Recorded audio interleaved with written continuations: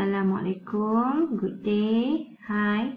So this is the fifth part of topic 4, Biocatalyst reaction, and this topic we are going to look on the effects of bioreaction parameters.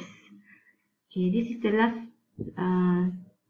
part in the topic 4. Okay, so you can refer to your textbook, Schuler and Kargi, Chapter 3 on enzymes. Okay, the first effects that we are going to look at is on the pH effects on enzyme kinetics, which if you can refer to your textbook, it represents by equation 3.40 and 3.44. So the enzymes are active only over a small pH range.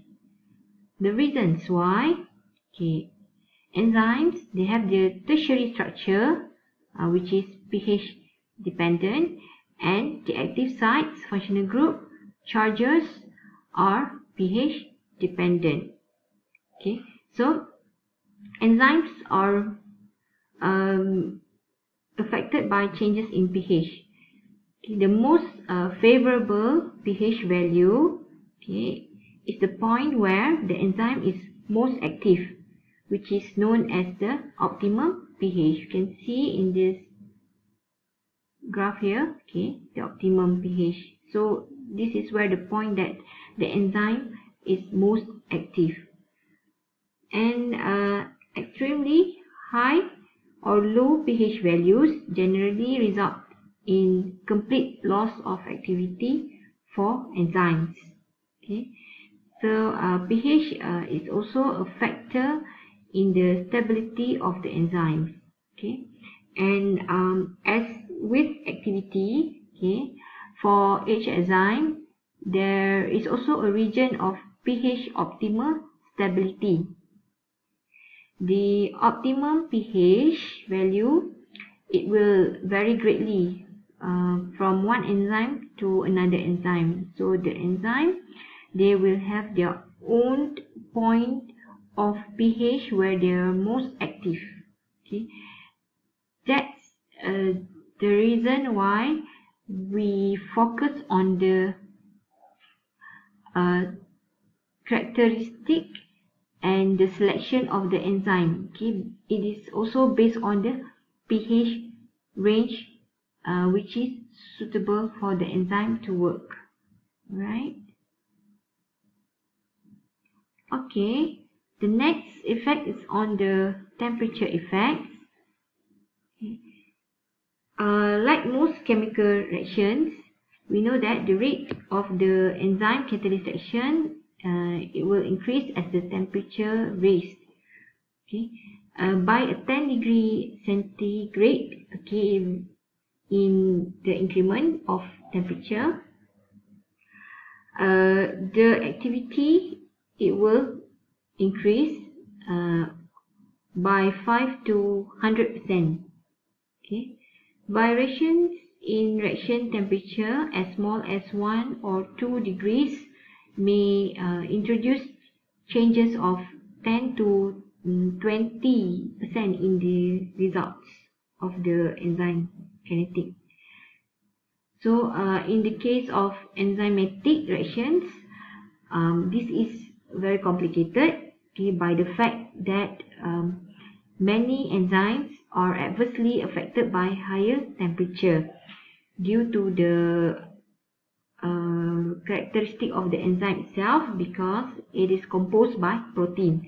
Okay, the reaction rate increases with the temperature to a maximum level, then abruptly it will decrease. You can see from this graph here, okay, abruptly it declines with a further increase of temperature. Okay, the activity will decrease or decline when you increase the temperature.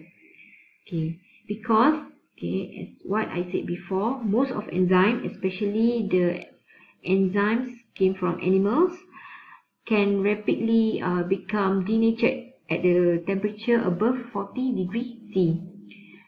Therefore, most enzymes, okay, determine are carried out somewhat below that temperature.